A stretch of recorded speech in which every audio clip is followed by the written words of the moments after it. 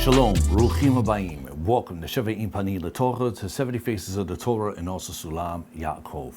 This week's Torah portion is Parashat Vayeira, which means, and he appeared, which is an allusion to the description of Hashem appearing before Abraham, however, not in a literal form. At this point of Abraham's life, he is undergoing the process of healing since he experienced what we call Brit Milah, in which he circumcised himself. He entered into the covenant with Hashem, the God of Israel, and he is described sitting at the entrance of the tent where he is dwelling, and then Hashem appears. While the Torah Shebektav, the written Torah, doesn't say, Chazal explained that the men that appeared before him were the collective entity of angels that were there for a specific task, which was to lead to the destruction of Sodom and Gomorrah, the announcement of the soon birth of Yitzhak, and also for a refuah, for a healing. And we see that instead of Abraham basking in the divine presence of God, he immediately gets up to serve his guests, a concept which in Hebrew is called Chadnasat Orachim, what we would translate as hospitality. And so Abraham, regardless of his affliction or the pain he may be experiencing at that moment, and Hashem came to perform what was called Bichur Cholim, visiting the sick, Abraham wanted to serve. He wanted to be a servant. And according to Chazal, when the Malachim or the angels appeared, they appeared as idolaters who worshiped the lamp between their toes. And so Abraham wanted to serve them, wanted to wash their feet, provide food for them. And it just shows you the character trait of a Bnei Avraham, what it means to be a descendant of Abraham, in the sense that Abraham put off his own suffering, his own concerns, and even his own fellowship with the Creator in order to be a servant unto others. And so Parashat Vayeira is about Hashem appearing to Abraham, while not in literal form. There's an aspect of Hashem appearing. As Abraham has now entered into the covenant with God, he is taking on the attributes of God, representing and embodying what we would consider the characteristic of chesed, of God's kindness. That is how the Torah describes him. I have subtitled this teaching, The Birth of the Mashiach. It's a very interesting topic, and we find a very interesting lesson that's conveyed in this week's Torah portion. And the Torah tells us that as news came to Abraham, which is a lesson within itself, why Hashem speaks in the Torah that he cannot conceal for Abraham the destruction that he's going to bring upon Sodom and Gomorrah, that he has to reveal it to him. And we see the dichotomy between Abraham's chesed, his kindness, and the selfishness of the people of Sodom and Gomorrah. And so Sodom and Gomorrah was originally a metroplex, if you will, of what today is the Dead Sea location in the land of Israel. And the inhabitants there were very wealthy, and basically they were very well off. However, they were very selfish individuals. And so one of the tests for Abraham would be able to determine whether he would be caring for somebody who's opposite of his own character trait. In this case, the inhabitants of Sodom and Gomorrah, they were not Bali Chesed. They were not individuals who were master of kindness. They were just the opposite. But yet Abraham prayed on their behalf. And so there's a valuable lesson in that, a separate teaching I have dealing with that. So nonetheless, when news comes about the destruction of Sodom and Gomorrah, the Torah then focuses on Lot, which is the nephew of Abraham, in which the Torah tells us from the previous Torah portion that Lot decided to withdraw from being associated with his uncle, and he wanted to settle amongst the inhabitants of Sodom and Gomorrah.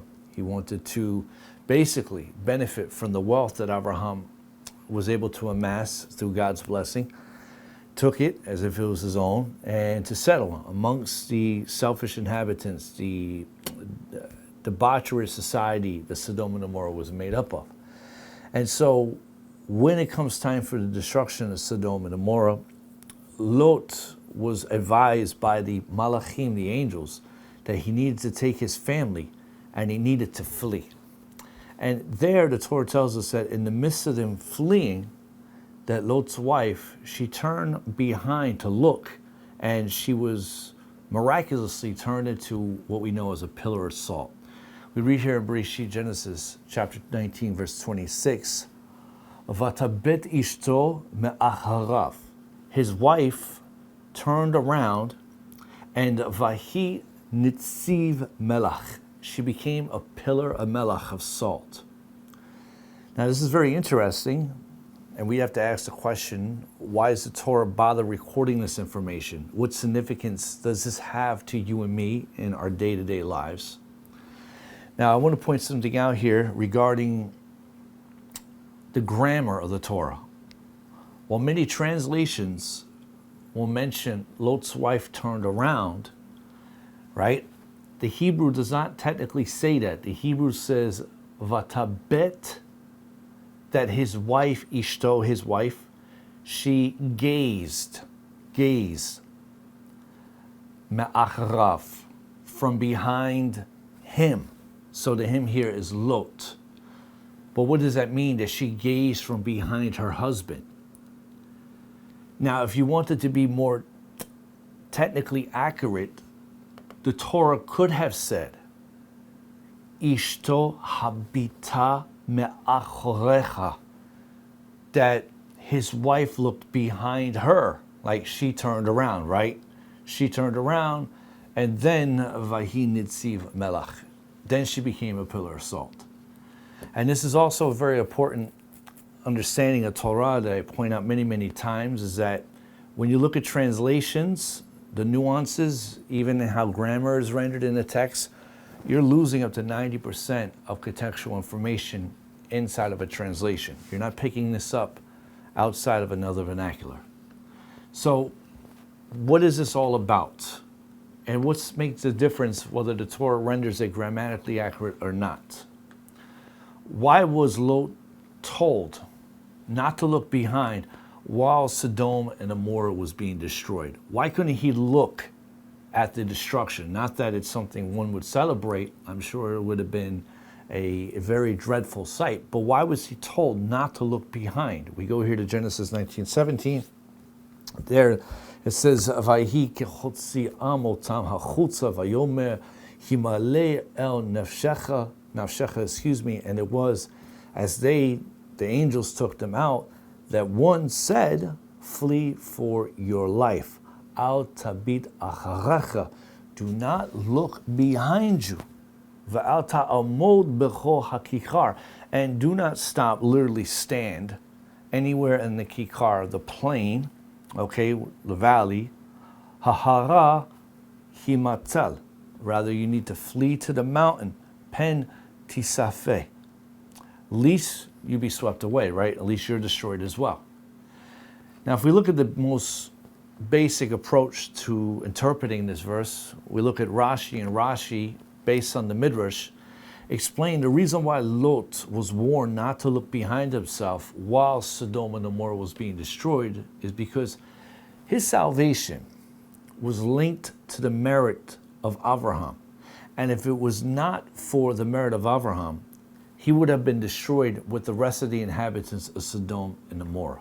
Rashi's commentary here to Genesis 19:26, based upon the Midrash and Bereshit Rabbah, it says here that you shall not stand and look behind.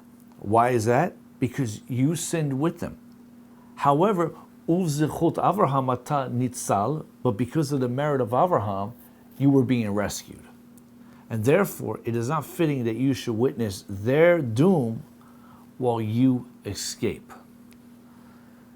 Now, over in what's called Sifatei Chachamim, which is considered a super commentary, it's a commentary based upon Rashi's commentary.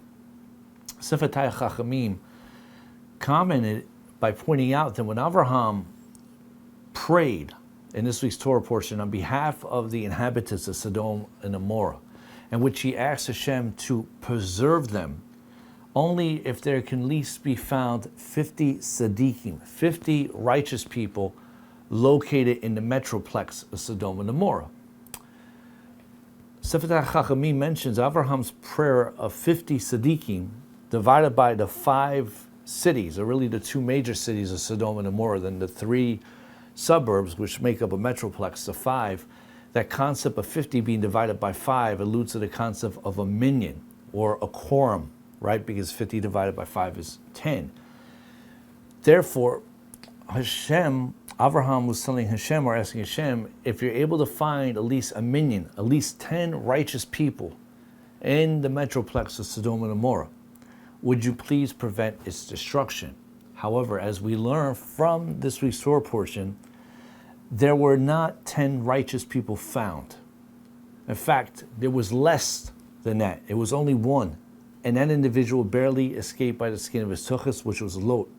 And so since there was less than 10 tzaddikim, Sefetach Chachamim pointed out, anyone who would actually be considered a tzaddik. Now once again, biblically, the term tzaddik, we translate as righteous, and it gives this depiction of an individual dressed a certain way with a long beard and peyot and everything else. Nothing wrong with that, by the way. But that's not what tzaddik means in biblical Hebrew. A tzaddik means someone who's innocent. A rasha is someone who's guilty. So in this situation, when the heavenly Beit Din, the heavenly court, decided the outcome of Sodom and Gomorrah, they decided who's going to be guilty versus who is innocent, like a court case. So Sefetach Chachamim pointed out that if there was any tzaddikim, okay, that happened to be in Sodom and Gomorrah, they're on their own, basically. So any tzaddik that was found there would need to act quickly and flee the metroplex in order to avoid being destroyed. We read here Sefetach Chachamim to Genesis chapter 19, verse 17, and it says, if Lot remained in the city, he would be destroyed with them, regardless of his virtue or lack of it. And therefore, it mentions that Zechut Avraham, that the merit of Avraham, will not help him. For a tzaddikk's merit will not save even his own life. And this is also a very powerful lesson on why one should not place himself in proximity of danger when there's din or judgment happening, assuming that Hashem is going to protect them or save them. Because when the Malach HaMavet is given free rein to carry out its responsibilities, even a tzaddik would be targeted. In fact, according to the Ramchal, the tzaddik would be targeted first. So they say, as Rashi says here in Genesis 18:32, Abraham did not pray to save the city if there were less than 10 tzaddikim. Consequently, a few would be swept away with the city if they remain. But Rashi's comment here, when it says, Uzichut Avraham matad nitzal, that only for the sake of Abraham or the merit of Abraham are you being saved, that actually means that although you participated in their evil ways, you will be treated as if you did not do evil and are not deserving of any onish, of punishment. Therefore, if you leave the city, you will be saved. But if you stay, you might be swept away with their iniquity, and therefore, the merit of Avraham is not going to help you. They go on to conclude, furthermore, Rashi's comment, when it mentions that you are not worthy to see their onish or punishment, answers the question, Lot might be destroyed with the city if he remains, because he is not worthy to see their punishment, as indeed, which is what happened to his wife. So a lesson we learn from this is that in situations when a person miraculously escapes a tragedy, they should never think for a second that their blood is more valuable than the victims who perished in that specific tragedy, that they were more divinely chosen or favored by Hashem. One should never think that. Instead, their salvation was based upon God's unlimited grace, his chen v'chesed. Now, while Lot may not have been let's say, as wicked as the inhabitants, after all, he is an outsider who migrated there. He moved there after he had a machloket with his uncle. He then married a native there, a woman from there, had daughters with her. And so it's not ingrained in him to be as selfish, as stingy as many of the inhabitants there were. Though he shared in a specific midah, a trait, which is what, in a gravitational sense, pulled him in that direction, why he settled there after he got too prideful and arrogant with his uncle. So even though he may not have been as wicked as those inhabitants, he was still worthy of being judged. And so, once again, what we see from this is Hashem's chesed being done in real time. And so, Lot, once again, last week's Torah tells us he decided to journey away from his uncle. But it's not just he got away from his uncle. In fact, he wanted to get away from the God of his uncle, away from Hashem. We read here in Genesis 13:11, and it says, "Vayachar lo Lot et kol kichar hayarden." And so at that time, Lot chose for himself the whole plain of the Jordan. Now remember, the Torah mentioned how the two shepherds of Abraham and Lot, they quarreled with each other. They were having this machloket, this dispute. So basically, Lot, he found a nice piece of real estate. That's where he wants to settle.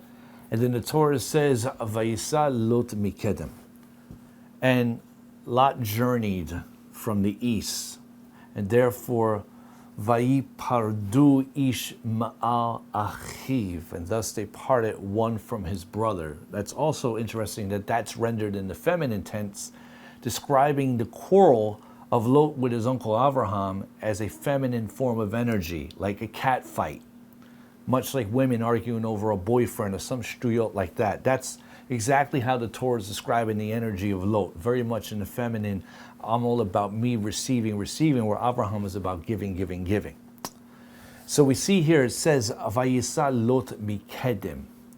He journeyed from the east. Okay, mikedem. Why not mizrach, right? Mizrach also means east. Why use the word kedem? The reason why the Torah describes the word kedem versus mizrach is because Lot was traveling away from mikadmono, the ancient one, Shel Olam, of the world, meaning he was traveling away from Hashem. So by getting away from Abraham, Lot was in effect moving away from Hashem, because he was so engulfed in his ego and his materialistic desires, which once again, he obtained from his uncle that he never earned. So he was walking away from Hashem. Very similar, just like the men of the Migdal Bavel, the Tower of Babel, same lashon, same language. And the Midrash even amplifies this. Breshit Rabbah 41:7. It says, Vayisa Lot mikedem, that from mikedem. What's that mean? Hisa'a atzmo mikadmo sha'olam. His very essence was journeying away from the ancient one of the world. Amar, Lot said, essentially, when he decided to move away, I efshilo be'avram velo be'eloho. I don't want anything to do with Avraham or his God. So Lot became what we call chiluni, became someone secular, agnostic, maybe even atheist at that time, until he saw the wrath of Hashem pouring down the Sodom and Gomorrah in this week's Torah portion. So when Lot was warned not to look behind himself, it's interesting, the Torah highlights that he was procrastinating to leave Sodom. Genesis 19:16. And it says, Vayit mama, he lingered. Vayachaziku ha'anashim, so that the men, or the malachim, the angels, bigado uviyad ishto, grabbed him, snatched him by his hand, that's the lashon of the Torah, snatched the hand of his wife, uviyad shtei vinotav, and also the hand of his two daughters, bechemlat Hashem, in the mercy of Hashem, okay, that was upon him because he didn't deserve it. They took him out and left him outside Michotz La'ir, of the city. So like he got snatched, body snatched. The angels weren't playing around. Destruction was coming. And they snatched him because the guy is procrastinating. So you might be thinking, why in the world would Lot procrastinate, leaving this territory, knowing that its destruction was happening any second? Now I want to highlight something here, and this is very important. Whenever we read the Torah, we lane the Torah when it's being publicly chanted, right? There's cannellation marks that are it's not in the Sefer Torah script, right? But for anyone who's learning, like when they go through a bar mitzvah, they learn a trope, and the trope differs between Ashkenaz and Sephardic, but essentially it's a trope, and so each letter has a cannellation mark. And I want you to notice here in the first word, Vayit Mama, we actually find a cannellation mark called a Shashellet. The Shashellet is right above the letter Mem, looks like a little squiggly line, which is actually described as a chain.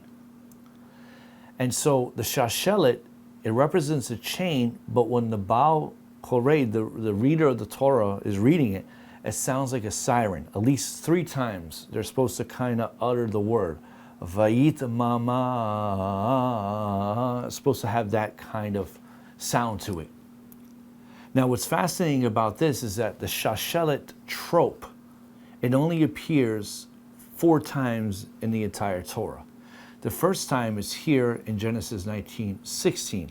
The next time it appears is in next week's Torah portion of Vayeira, when Abraham, he sends his servant Eliezer to go and find a wife for his son Yitzhak. And we read over there in Genesis chapter 24, verse 12. Vayoma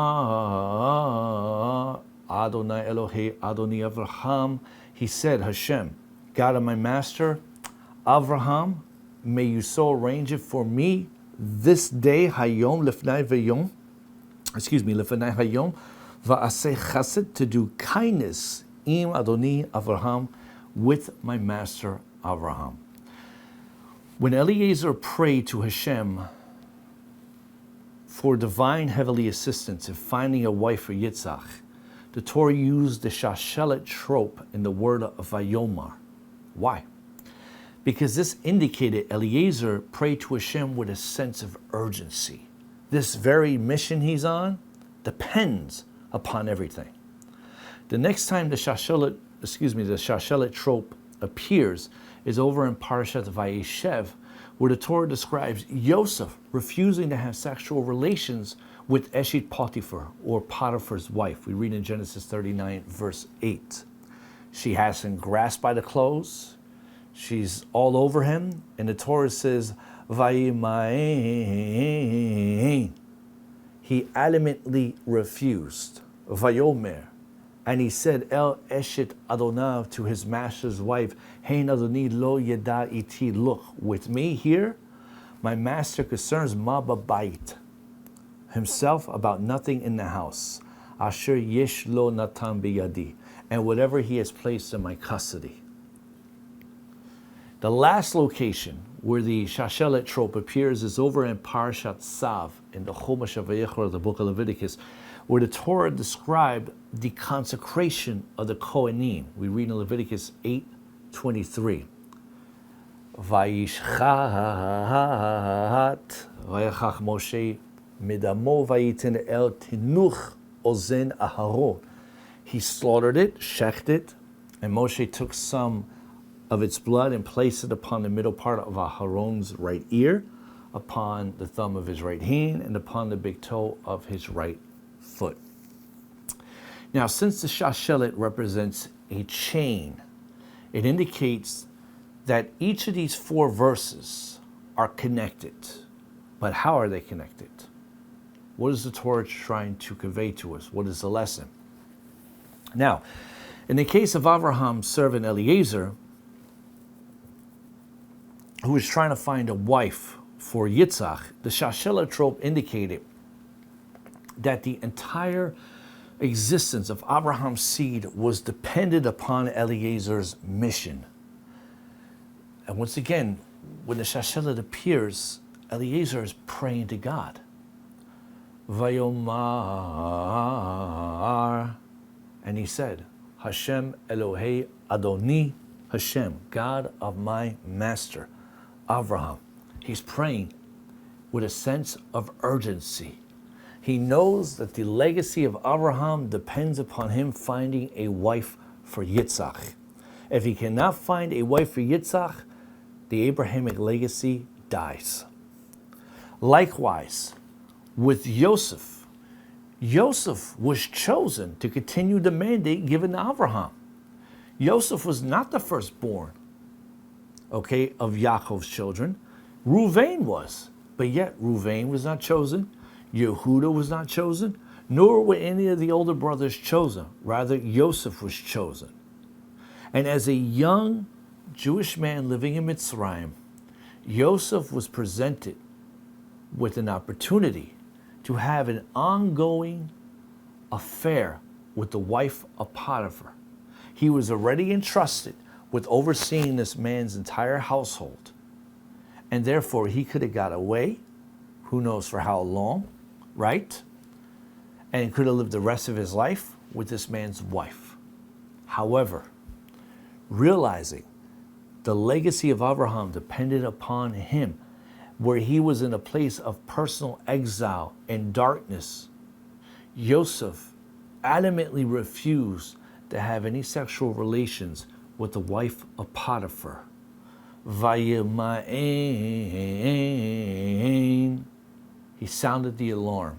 He refused to give in to temptation. And you might be thinking, where in the world did this young kid develop such discipline to resist such temptation? Because according to all the Mefarshim, the commentaries, Eshet Potiphar, she was very beautiful. Not just a pretty face, but she had a nice body. She looked very gorgeous. She was a fine chick. And there's other reasons why she had her eyes on Yosef. One interpretation is that Potiphar himself, like many of the nations at that time, he basically was a homosexual, but he kept a wife around just for the sake of procreation. But other than that, any type of sexual intimacy was done with another man. And so here she is left alone. She sees this young Israelite kid, and she finds him very attractive. The Torah described Joseph as a very handsome man. So she basically wanted to sleep with him. So you would think, where did he develop the strength and discipline? Once again, mind you, he has already been betrayed by his brothers. He was sold, essentially human trafficked, down to Mitzrayim. Nobody knows who this kid is. So who cares if he goes and he sleeps with another man's wife, especially if the man is, basically practicing homosexuality, whatever the case may be? So where did he get the discipline? It's without any coincidence that the word Vayeira that contains the Shashellet in this verse is only used 2 times in the entire Torah. Once in Genesis 39:8, where Yosef refuses to have relations with Potiphar's wife, and in Genesis 37:25, where the Torah mentioned that Yaakov refused to be comforted about the news that Yosef was possibly dead. We read in Genesis 37:35, and it says, "Vayakumu chol banav v'chol benotav," all his sons and daughters, they arose, lenachamo, to bring comfort to him, but vayimain, he refused to comfort himself. Vayomer, and he says, "I will go down to the grave mourning for my son," and his father bewailed him. The Torah is teaching us that Yosef's spiritual strength and integrity came from the Torah that Yaakov instilled in him. So we see here how the Shashellet connects Yosef back with Yitzhak, the seed of Abraham, in which Eliezer is praying in Parashat Vayeira to ensure that the promised seed of Abraham would continue. So from the Shashellet in Parashat Vayeira and Vayeshev, we then arrive to the Shashellet in Parashat Tzav, where the Torah described the consecration of the Kohanim. Going back here to Leviticus 8:23, Vayishchat, he slaughtered it. Moshe then took some of the blood, placed it upon the middle part of Aharon's right ear, the thumb of his right hand, and upon the big toe of his right foot. Now you might be thinking, in which way and how is the consecration of the Kohanim related to the seed of Abraham? Back in Parashat Vayeira, back in Parashat Vayeshev with Yosef, how does it relate to the Shashellet back in Genesis 19:16, where the Torah described Lot procrastinating his departure from Sodom. How are all these interconnected? In Genesis 19:15, when the Malachim commanded Lot to hurry and flee Sodom, they wanted him to quickly leave the city because there was a special discovery that was made. What do I mean? Once again, you lose information in translation. We read here in the Hebrew. It says, just as dawn was breaking, Uchmo hashachar alai vayitzu hamalachim, the angels, they urged Bilot lemor, Lot saying, Kum chach et ishtecha, get up. Take your wife, va'et shtei venotecha, and your two daughters, hanim saot, that are found. That are found? No? What? Hanim saot, pen tisafei ba'ano ha'ir. These should be destroyed because of the sin, the iniquity of the city. What does the Torah mean when it says, Shtei venotecha, your two daughters that are found? Found what? What does that even mean?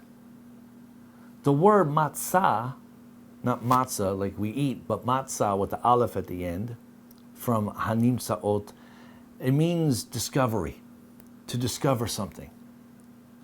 Not only that, I want you to notice here that the word nimsaot is spelled with the definite article hey, ha nimsaot, which indicates whatever it was that was discovered with Lot's two daughters was something that was already known to the Malachim. It was known to them. This was knowledge they had that Lot did not have. What was it? The Midrash comes along and teaches that the mysterious discovery that was found with Lot's two daughters was the seed of Mashiach. You go here to Bereshit Rabbah 50:12. Amar Rabbi Tovia bar Rabbi Yitzchak. They said, Shtei mitziot. There was two discoveries here with Lot's two daughters. Who? Ruth HaMoaviyah, Ruth the Moabite, V'ne'emah HaAmonit, and Ne'emah the Ammonite. Amar Rav Yitzchak. Rav Yitzchak quotes from Psalm 89:21, which says, Matzati David Avdi. God says, I have found my servant David. Where? Hecha matzati oto b'Sodom. I found David, i.e. the seed of Mashiach, in Sodom, in the trenches, in the debauchery, in the darkness of Sodom. Not in Yeshiva in Yerushalayim or in Borough Park, but in Sodom. The reason why the Shashellet trope appears in the word Vayith Mama when it describes Lot procrastinating is because Lot was delaying the coming of Mashiach. How was he coming to delay? How was he delaying the coming of Mashiach, you ask? Through his attachment to materialism. That's how. Go back to Genesis 19:17. Vayhi kechotzi am oto hachutza, and it was as they, the angels, rescue them, Lot and his family, outside, that one said, flee for your life. Do not, excuse the typo there, look behind you, nor stop anywhere in the plain. Flee to the mountain, lest you be swept away. When the Torah says here, Vayhi kehotziam otam hachutza, it's superfluous to have the Hebrew word otam included in this verse. Third word from right to left for those that can't read Hebrew. It's superfluous to have the word otam. So what is the Torah indicating? I'd like to delineate to the Chizkuni, his commentary on this verse. He says over here that the word over here, otam, it's superfluous as is included in the plural suffix with the mem sufif. The reason it was added was to emphasize that the angel only took Lot, his wife, and the two daughters who were still unmarried. They were not allowed to take with them what? Any of their belongings, meaning their physical possessions. The spelling in the verse is to teach us that Lot was so married to his material possessions that he could not face having to become separated from these. Amazing. Lot was attached to his physical possessions. Lot understand that all the wealth that he amassed through his uncle Abraham was now on the verge of being destroyed. Once again, last week's Torah portion tells us that as Abraham emerged successful from Mitzrayim, after he and his family had to be diverted there because of the famine in Israel, that immediately Sarah was taken captive from the Paro, and he thought that she was the sister of Abraham, which technically she was his sister-in-law. I mean, not really sister-in-law, but technically she was his niece because of his older brother who was killed from Nimrod at the end of Parashat Noach. And so nonetheless, when finding this out, Paro decided to send them away and bless them. In fact, Hagar, who is the Shifcha, the maidservant, was given as a maidservant to Sarah from the Paro, because she was a Mitzrit, an Egyptian. So Abraham emerges out of Mitzrayim successful, blessed from Hashem. He passed a test. Lot didn't do anything. He just was schlepping along. And so, as a caring guardian of Lot, Abraham decides to bless him as well.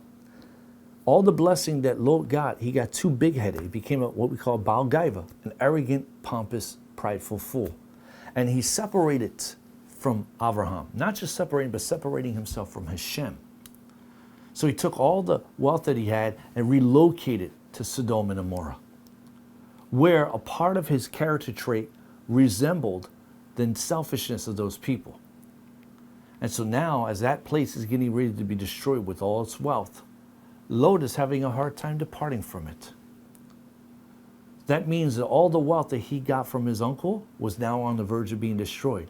Good, he never earned it in the first place. And so Lot had a difficult time in departing with his riches.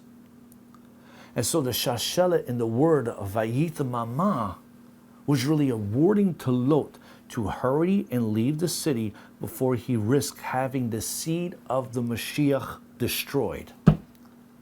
Because the seed of Mashiach originates from him, his incestuous relations with his daughter, who then gives birth to Moab, the people of Moab, means of my father, who which Ruth HaMoabiyah comes from. So Lot's attachment to materialism was delaying the coming of Mashiach from entering this world. And that's interesting because if you take a look at the name Lot in Hebrew, it's from the root word lut, which means to cover, which refers to covering something in a manner of greed and selfishness. The reason why Lot procrastinated leaving Sodom is because he coveted his material possessions. He didn't want to give them up. He didn't want to go back to being a peasant no more. He didn't want to just be a schlepper anymore. He remembered those early days. After all, his father, Zachor Levracha, was killed by Nimrod. He didn't want to go back to that, but had no choice. And as I explained earlier via the Midrash, Lot did not have any merit to be saved from this destruction that was coming. He was only saved in the merit of Abraham. And at the end of the Torah portion, Hashem tells Abraham that since he passed the test of the Akedah, it would be in his seed, meaning Yitzhak, that the nations would be able to be grafted into Israel. Genesis 22:18. V'hit barachu nivrechu harchava. And in your seed will all the nations of the earth graft themselves. Because what? Because you have asher shamata becholi. Listen to my voice. Why is this relevant? While the birth of Yitzhak is important for the existence of Israel, the existence of Mashiach is required to come from an outside source. And this is critical for people to understand, especially in the religious Jewish world. They think Mashiach is going to wear a shtreimel and he's learning, all types of complications of halakha and this yeshiva and that prestigious rebbes with him, a rosh. No, according to the Torah, the Mashiach has to come from an outside source. And so in the case of Lot, he and his two daughters are an outside source that will be responsible for bringing the soul of Mashiach into this world via Ruth and Emma. This now brings me back to Lot's wife and how the Torah refers to her looking from behind Lot, which resulted in her being turned to a pillar of salt. We'll go back here to Genesis 19:26. Vatabet ishto me'acharav. His wife turned around Right? She turned around him, Vati Nitziv Melach, and she became a pillar of salt. Now, once again, while many translations say that Lot's wife turned around, that's not what the Hebrew's saying here. Vatabet, she gazed from behind him. What does the Torah mean that she gazed from behind Lot? Right? As I mentioned earlier, the verse could have actually said, Ishto habita me'akorecha, that she turned around to look and gaze, right? What's the language over here? The reason why the Torah says Lot's wife gazed from behind Lot, instead of gazing from behind herself, is that she believed that she would be the vessel that would give birth to the coming of Mashiach. But she was dead wrong. Rather, it was God's will that Lot's two daughters will give birth to the line of Mashiach and not his wife. As a result of her selfish thinking, Lot's wife was turned to a pillar, a melach, of salt. Now, according to the Torah, the blinding forces that destroyed Lot's wife was none other than the Shekhinah. We read here in the Torah to Genesis 19:26, and it says, "V'habita acharecha." She looked behind her, "V'ra'ata," and she saw what behind her, acharecha, hashchina. She saw the divine presence, and that caused her to become a pillar, a melach, of salt. And therefore, we may interpret this as from me'acharav, behind her, means shel shechina, means from behind the shechina. So the reason why Lot's wife was not worthy to giving birth to Mashiach is because she was attracted to the ungodly principles of Sodom, meaning she was not a worthy vessel to give birth to the line of Mashiach. Now, in closing, I mentioned that the last Shashellet in the Torah is located in Parashat Sav regarding the consecration of the Kohanim. Let's go back to that verse there, in which we read, it says, Moshe is shechting, he's slaughtering here, to anoint blood, to apply blood, upon his brother Aharon, Vayishchak, right? He takes the blood, places on the middle part of Aharon's right ear, upon the thumb of his right hand, upon the big toe of his right foot. How does the Kohanim, or how does Moshe, I should say, slaughtering the Korban here by smearing some of the blood upon his brother, how does that connect with these other passages where the Shashellet appears? What is the common denominator with all of these verses? If we look for a common denominator shared by the first three instances of the Shashellet, it is ambivalence that binds these verses. What do I mean? Well, Lot made a choice to live in Sodom, a city of questionable morality, but of endless economic possibilities. It was a lucrative place that he can invest in and make a lot of money. And so he made himself a good life there, along with the family, the wife that he married with. And so when he was given the opportunity to save his tuchus by leaving the city, he was forced to answer the question that nobody really wants to be asked. It's either your life or your money. Which one do you want? And so he chose his life. He chose the continuation of the Abrahamic legacy through the birth of Mashiach. Eliezer's ambivalence stemmed from the fact that he needed to find a wife for Yitzhak. Because without a heir to Abraham, how would the Abrahamic legacy continue? Eliezer needed to decide as to whether he wanted to remain a servant of Abraham or to try to make it on his own. Maybe thinking he could inherit the Abrahamic legacy, but he was not destined to.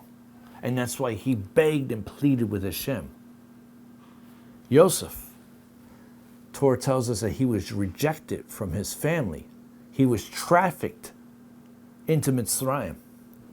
And so if he would have accepted the advancements of his master's wife, if he would have thought to himself, well, whatever, this is my life. God has opened an opportunity for me to have a fine-looking chick come to me and I could run this guy's house. He would have abandoned the last vestiges of Torah that was instilled into him. He would have assimilated into the immorality of Mitzrayim. And so Yosef needed to make a choice. He was to either stand up and refuse the physical temptation that was staring him in the face, that was so real, and flee from it, not knowing what the outcome would be. And we know what he did. He fled. And then he was basically lied against, saying that, she said that he attempted to rape her. Then he was thrown into the prison where he stayed. But eventually, he was able to rise to power by becoming second charge to Paro.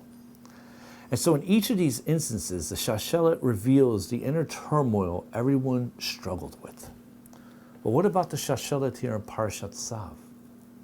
The Shashellet in Parashat Tzav is connected to Moshe's inner turmoil. Up to this point in time, which is dealing with the inauguration, the dedication of the Mishkan, Moshe Rabbeinu was the sole authority. He was the shepherd leading the people of Israel. And up to that point in time, Aharon, his oldest brother, was his assistant. He would accompany him on his missions to Paro. He even acted as his spokesman. He was second in command. But now with the inauguration of the Mishkan, according to Hashem, Aharon was to now become a leader.